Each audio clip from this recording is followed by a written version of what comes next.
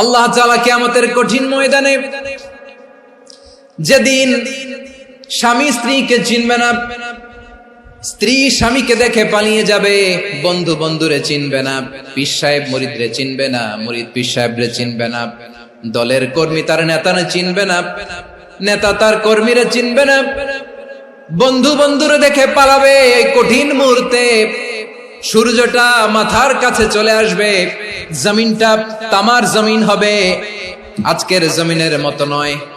মানুষ ঘর্মাক্ত, ক্লান্ত, শ্রান্ত মাথার মগজগুলো কানের ছিদ্র আর নাকের ছিদ্র দিয়ে বেয়ে বেয়ে পড়বে। বিশ্বনবী ফরমান, কিয়ামতের ওই কঠিন ময়দানে 7 শ্রেণীর ব্যক্তিকে রব্বুল আলামিন তার আরশের নিচে ছায়া দিবেন। তার মধ্যে প্রথম শ্রেণীর ব্যক্তি হলো ইমামুন আদিল, যে ইনসাফের সাথে বিচার করে, যে জাস্টিস সমাজে সার্ভ করে, যে সুশাসন নিশ্চিত করে, ওই ইমামুন আদিল। আদিল শব্দটা বুঝছেন না? ইন্নাল্লাহা ইয়া'মুরু বিল আদল, পাইছেন? আদিল। 7 শ্রেণীর ব্যক্তিকে আল্লাহ তাআলা সুশীতল আরশের নিচে ছায়া দিবেন, যেদিন তার দেয়া ছায়া ছাড়া কোনো ছায়া থাকবে না। এর প্রথম হচ্ছে ইমামুন আদিল, ন্যায়পরায়ণ শাসক। চিল্লায় বলেন সুবহানাল্লাহ। আবার বিশ্বনবী বললেন, ইন্নাল মুকসিতিনা ইনদাল্লাহি আলা মানাবিরা মিন নূর আন ইয়ামিনির রহমান। কিয়ামতের দিন যারা ন্যায় পরায়ণ হিসেবে আল্লাহর সামনে দাঁড়াবে, কিয়ামতের দিন রব্বুল আলামিন তার আরশের ডান দিকে ওই ন্যায় পরায়ণ লোকদের জন্য আরশের ডান দিকে একটা নূরের মিম্বারে তাদেরকে বসার সুযোগ করে দিবে। আল্লাহর আরশের ডান দিকে ন্যায় পরায়ণ লোকদের জন্য আল্লাহ তাআলা নূরের মিম্বার বানাবে। 4টে কেন কথা মনে করেছেন? আল আদাল, জাস্টিস। ইন্নাল্লাহা ইয়া'মুরু বিল আদল। আল্লাহ তাআলা এই আদালতের নির্দেশনা দেন, সুবিচার, সুশাসন। প্রিয় ভাইরা, এটা আমরা বাংলাদেশে চাই কি চাই না? এই যে অরাজকতা, এই যে অন্যায়, এই যে জুলুম, এই যে ইনকনসিস্টেন্সি সমাজের অসঙ্গতির প্রধান কারণ জাস্টিস নাই, সুবিচার নাই, সুশাসন নাই। শেষবারের মতো আওয়াজ করে বলেন তো, আমরা বাংলাদেশে আদল চাই কি চাই না? তাহলে প্রথম নির্দেশনা শেষ। আল্লাহ তাআলা তোমাদেরকে আদলের আদেশ দেন। এরপরে আল্লাহ বললেন, আমি তোমাদেরকে ইহসানের আদেশ দেই। ইন্নাল্লাহা ইয়া'মুরু বিল আদলি ওয়াল ইহসান। আমি তোমাদেরকে যেমনি আদলের নির্দেশনা দেই, তেমনি ভাবে তোমাদেরকে ইহসানের নির্দেশনা দেই। ইহসান, আওয়াজ করে সবাই বলেন তো ইহসান। ইহসান মানে কারো প্রতি সফট হার্টেড হওয়া, মহানুভব হওয়া, অনুগ্রহ পরায়ণ হওয়া, অনুগ্রহশীল হওয়া, একে অপরের প্রতি দয়াদ্র হওয়া। একে অপরের প্রতি দয়াদ্র, অনুগ্রহশীল হওয়া ছাড়া মানবিক সমাজ কশিনকালেও গঠন করা সম্ভব না।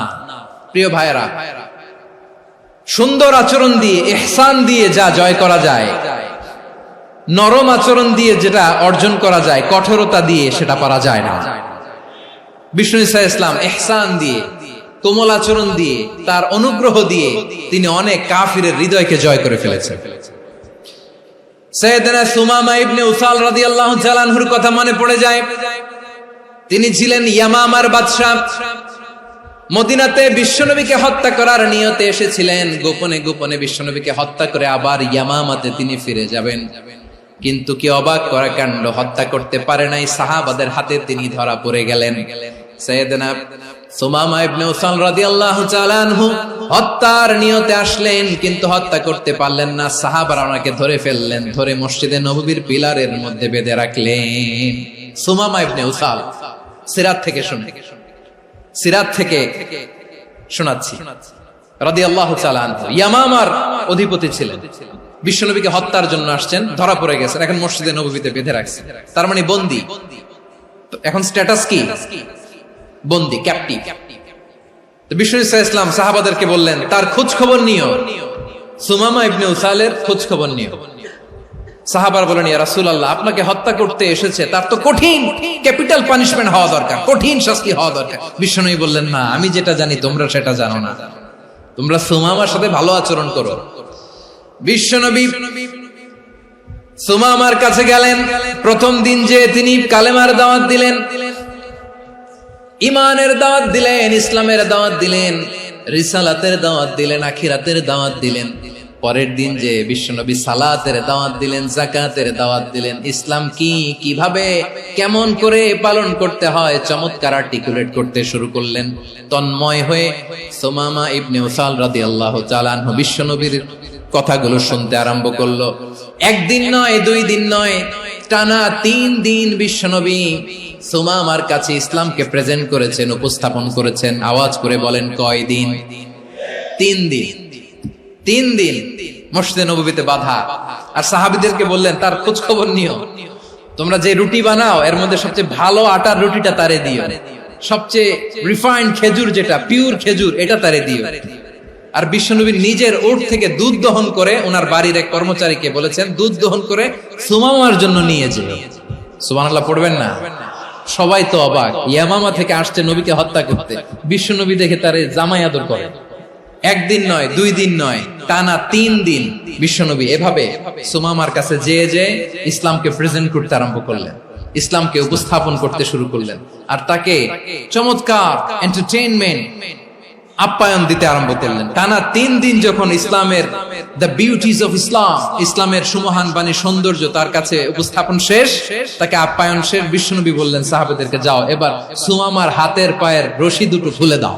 সাহাবারা তর্ক জুড়ে দিলেন, লা ইয়া রাসূলুল্লাহ, এমনটা করবেন না তো, ভয়ঙ্কর ভয়ঙ্কর খুনি, কি জানি কি হয়ে যায়। বিশ্বনবী বললেন, না, তার হাতে পায়ের রশিগুলো খুলে দাও। সাহাবারা বিশ্বনবীর কথা মতো তার হাতে পায়ের রশিগুলো খুলে দিল। সুমামা মুহূর্তের মধ্যে মসজিদে নববী থেকে বের হয়, ইয়ামামায় ফিরে না যে মসজিদে নববীর পাশে একটা খেজুর বাগান ছিল, সেখানে চলে গেলেন। সেখানে একটা ছোট্ট কুয়া ছিল, কুয়ার পানি দিয়ে তিনি গোসল করলেন। সুবহানাল্লাহ পড়েন। কুয়ার পানি দিয়ে গোসল করে মসজিদে নববীর সামনে এসে বিশ্বনবী এবং সাহাবাদের সামনে দাঁড়িয়ে সাব্বাবা উঁচু করে বললেন, আশহাদু আল্লা ইলাহা ইল্লাল্লাহ ওয়া আশহাদু আন্না মুহাম্মাদান আবদুহু ওয়া রাসূলুহু। আমি সাক্ষ্য দিচ্ছি আল্লাহ ছাড়া কোনো ইলাহ নাই, আর মুহাম্মদ আল্লাহ তাআলার প্রেরিত বান্দা এবং রাসূল। প্রিয় ভাইয়েরা, ইহসান দিয়ে যা জয় করা যায়, কঠোরতা দিয়ে সেটা কঠিনকালেও জয় করা যায় না। আওয়াজ করে বলেন, ঠিক কি না? এবার সুমামা দাঁড়িয়ে বলে, ওগো নবী, আমি তো কালিমা পড়ে মুসলমান হয়ে গেলাম, এবার শোনেন, এই মুহূর্তের আগে আপনার চেহারার চাইতে নিকৃষ্ট কোনো চেহারা আমার কাছে ছিল না, কিন্তু শাহাদা পাঠ করার পরে আপনার চেহারার চাইতে উত্তম শ্রেষ্ঠ কোনো চেহারা আমার কাছে আর নাই। ও নবী, আজকের দিনের আগে ইসলাম ধর্মের চেয়ে নিকৃষ্ট অপছন্দনীয় কোনো ধর্ম আমার কাছে ছিল না, কিন্তু এই মুহূর্ত থেকে ইসলামের চেয়ে সেরা শ্রেষ্ঠ পছন্দনীয় কোনো ধর্ম আমার কাছে নাই। নবী গো, আজকের দিনের আগে মদিনার চাইতে অপছন্দনীয় নিকৃষ্ট কোনো শহর আমার কাছে ছিল না, কিন্তু এই মুহূর্তের পর থেকে মদিনার চাইতে কোনো শ্রেষ্ঠ শহর আমার জানা নাই। সে ছিল গমের বড় ডিলার, গম বেচতো। কি বেচতো? তার গম কিনে মক্কার লোকেরা রুটি খাইতো। সে ঘোষণা দিল, আজকে থেকে মক্কাবাসীদের জন্য সব গম আমি হারাম করে দিলাম, মক্কাবাসী এখন না খেয়ে মরে। সুবহানাল্লাহ পড়বেন না?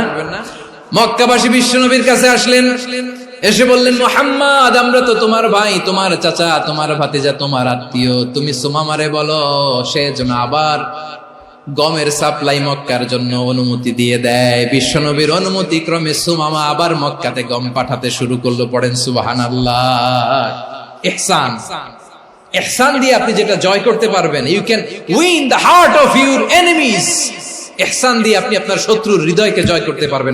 এজন্য আল্লাহ বললেন, ওয়া আনফিকু ফি সাবিলিল্লাহি ওয়া লা তুলকু বিআইদিকুম ইলাত তাহলুকা ওয়া আহসিনু ইন্নাল্লাহা ইউহিব্বুল মুহসিনিন। তোমরা আল্লাহর রাস্তায় দান করবে আর নিজেরা নিজেদেরকে ধ্বংসের হাতে ঠেলে দিও না। তোমরা একে অপরের প্রতি ইহসান করবে, কারণ ইহসানকারীদেরকে আল্লাহ বড় ভালোবাসেন। সুবহানাল্লাহ পড়েন। আবার সূরা রহমান আল্লাহ বললেন, হাল জাযাউল ইহসানি ইল্লাল ইহসান ফাবিআইয়ি আলা, সবাই পড়েন ফাবিআইয়ি আলাই রাব্বিকুমা তুকাযযিবান। ইহসানের প্রতিদান হিসেবে ইহসানি হয়। বিশ্বনবী সুমামার প্রতি যেমন ইহসান করেছেন, সুমামাও ঠিক তেমন ইহসান ফিরিয়ে দিয়েছে, ঠিক কিনা বলেন? তাহলে এক নম্বরে হচ্ছে আদ, ন্যায় বিচার। দুই নম্বরে সবাই বলেন ইহসান, সদাচরণ। ইহসান দুই ধরনের প্রিয় ভাইরা, ইহসান ফিল ইবাদা, ইহসান ফিল মুআমালা। ইহসান ফিল ইবাদা হচ্ছে একাগ্র অনুভবে ইবাদতে ডুব দেওয়া, এর নাম ইবাদতের ইহসান। সুবহানাল্লাহ পড়ুন। বিশ্বনবী বলেন ইহসান মানে কি জানো নাকি? হাদিসে জিবরিলে সাইয়েদনা জিবরিল আলাইহিস সালাম বিশ্বনবীকে বললেন আখবিরনি আনিল ইহসান। নবী আমাদেরকে বলেন ইহসান মানে কি?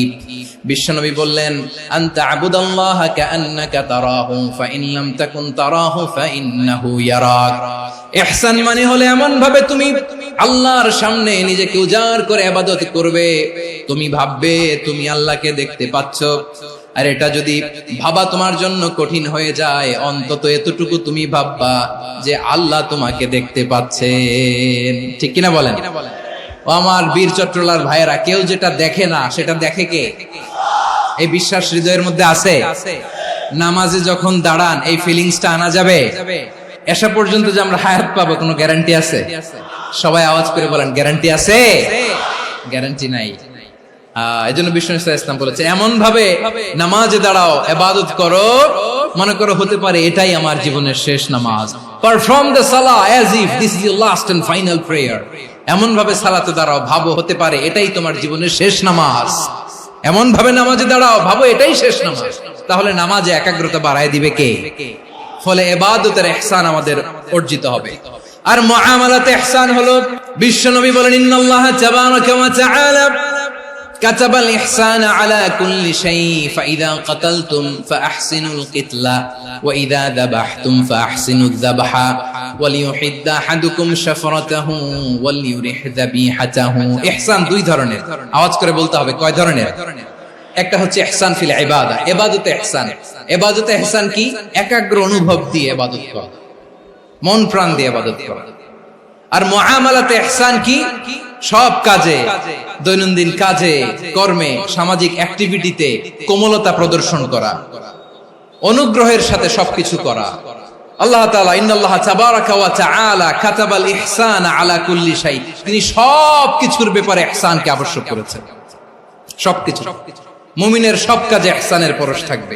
ওয়া ইযা কাতালতুম ফাহসিনুল কিতলা, বিষ্ণুই বলেন তুমি যখন কাউকে হত্যা করো ইহসানের সাথে করো। সুবহানাল্লাহ পড়বেন না? যখন হত্যা করো তখনও ইহসানের সাথে। আচ্ছা হত্যা করবো আবার ইহসান আসবে করতে, করে তো মেরেই ফেলবো আমি।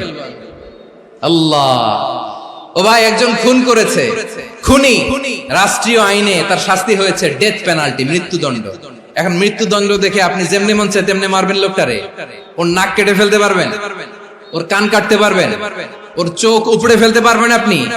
যেমন মন চায় তার অঙ্গহানি করা যাবে না। ইহসানের সাথে তাকে হত্যা করো। সুবহানাল্লাহ, this is Islam, this is the true essence of Islam. ওয়া ইযা যাবাহতুম ফাহসিনু